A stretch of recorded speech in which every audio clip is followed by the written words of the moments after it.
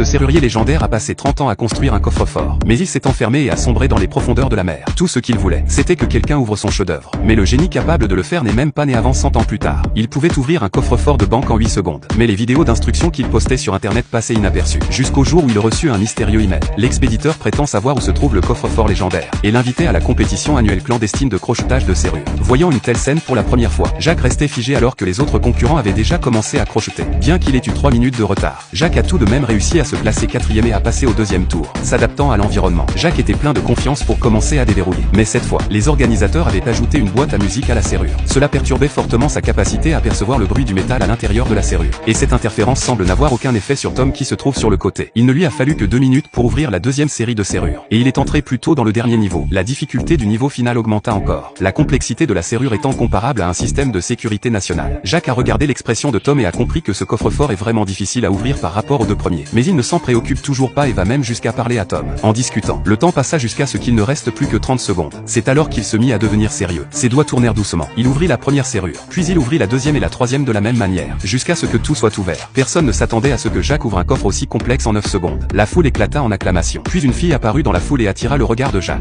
Il ne s'est pas rendu compte que cette fille était sur le point de changer sa vie. Le lendemain, la fille retrouva Jacques. Elle a sorti une bague, une montre en or et un pistolet. Elle n'avait pas apporté ces objets avec elle. Elle les avait volés en seulement 40 secondes à 3 personnes dans un café. La jeune fille s'appelle Anna et c'est une voleuse. Elle a trouvé Jacques pour l'inviter à voler le coffre-fort légendaire. Jacques a été immédiatement intéressé et a accepté de le faire.